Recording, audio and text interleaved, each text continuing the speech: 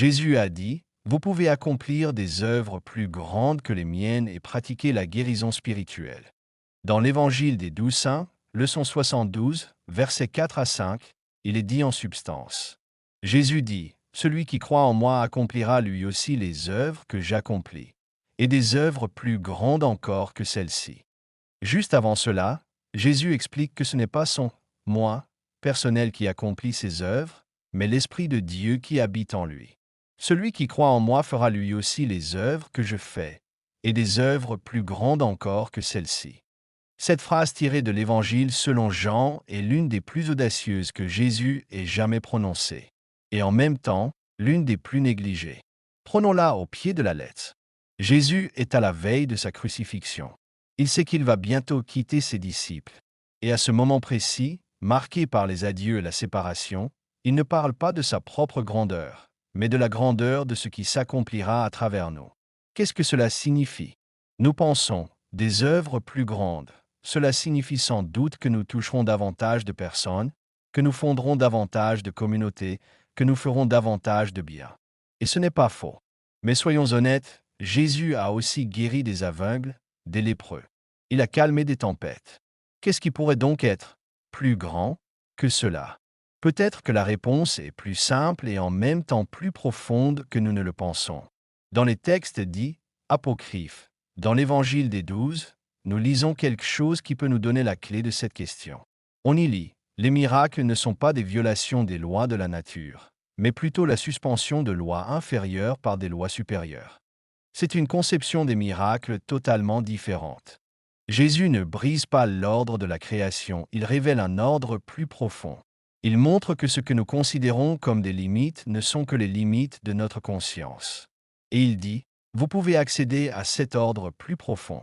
Je vais vers le Père, et vous pouvez avoir le même accès. » À quoi Jésus attribue-t-il ses œuvres? Écoutons attentivement ce que Jésus lui-même dit de ses œuvres. Dans le même chapitre, il dit, « C'est le Père, qui demeure en moi, qui accomplit ses œuvres. » Jésus n'attribue pas ses guérisons et ses signes à des dons personnels. Il les attribue à ce qui habite en lui, la présence de Dieu.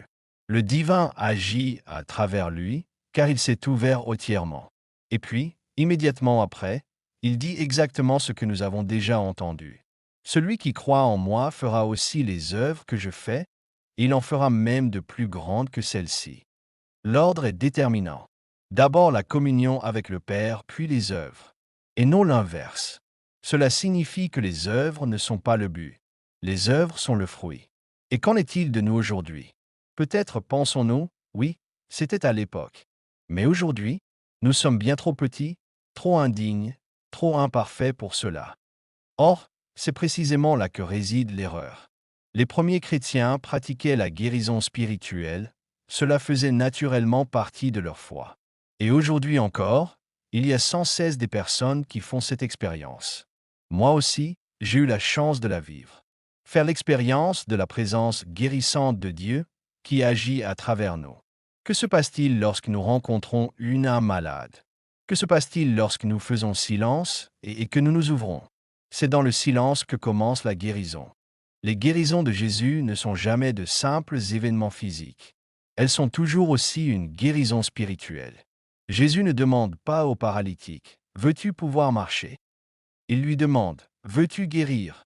La guérison signifie revenir à l'unité avec Dieu. Revenir à ce que nous sommes réellement, à l'image de Dieu. La guérison spirituelle n'est pas un acte magique. C'est un processus qui commence souvent par les étapes les plus difficiles. Au se pardonner à soi-même pour ce que l'on a fait ou négligé de faire. Au pardonner aux autres, même à ceux qui nous ont infligé de profondes blessures. Demander pardon là où nous nous sommes nous-mêmes rendus coupables. Ou réparer nos torts par de bonnes œuvres au service de notre prochain. Dans les Écritures apocryphes, il est dit « Les disciples doivent conserver en eux la force de Dieu, pour le service et pour les œuvres de guérison. » Cette force ne réside pas quelque part à l'extérieur. Elle réside en nous, comme le dit Jésus. Le royaume de Dieu est en vous. Je voudrais vous donner un petit aperçu de ce à quoi peut ressembler la guérison spirituelle aujourd'hui. C'est simple, sans grand effort, mais avec un grand effet. Trouvez le calme, asseyez-vous, respirez calmement. Lâchez prise sur vos pensées et vos attentes. Ouvrez-vous. Demandez la présence de Dieu, l'amour, la paix et la clarté. En imposition des mains, avec l'accord de la personne, les mains maintenues près de son corps. Vous n'avez pas besoin de ressentir ou de provoquer quoi que ce soit de particulier, soyez simplement présent. Une prière de guérison, prononcée lentement ou intérieurement. Jéshua, Rua, Esprit de Dieu, laisse agir ta présence guérissante. Au puits le silence, soyez simplement là, respirez, percevez, laissez les choses se faire. En gratitude et conclusion, je te remercie, source divine, que ce qui a été commencé soit confié à ta sagesse. Amen. Ce n'est pas une question de technique, c'est une question de confiance. Ma fille souffrait d'hyperthyroïdie. Nous lui avons administré des médicaments pendant des années, sans succès. Seule l'homéopathie et les méthodes de guérison spirituelle l'ont guérie de façon durable. Pour autant, ce n'est pas la voie qui convient à tout le monde, chacun doit trouver ce qui lui convient. Jésus n'est pas venu seulement pour nous montrer ce dont il est capable. Il est aussi venu pour nous montrer ce dont l'être humain est capable lorsqu'il se reconnecte pleinement au divin. Jésus n'est pas le seul à pouvoir guérir. Il est le chemin, mais c'est un chemin sur lequel nous pouvons marcher. Il est la lumière, mais nous pouvons marcher dans cette lumière. Il est le Fils, mais nous sommes appelés à devenir, avec lui, des fils et des filles. En vérité, nous ne sommes jamais séparés de Dieu, la séparation est une illusion. La guérison s'opère par la prise de conscience de cette vérité et par le retour à la conscience de l'unité. Partez avec cette conscience. Tu n'as pas besoin d'être la source. Tu peux être un canal. Tu n'as pas besoin de tout savoir. Tu n'as pas besoin de tout savoir faire. Tu dois simplement être ouvert. Jésus dit, demandez et il vous sera donné. Cherchez et vous trouverez. Frappez et l'on vous ouvrira. Dans l'évangile des 12 saints figure encore cette précision décisive. Si vous faites la volonté de mon Père et vivez selon l'ordre cosmique.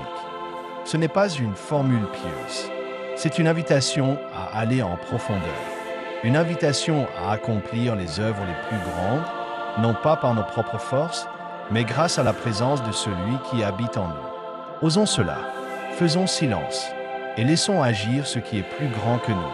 Amen.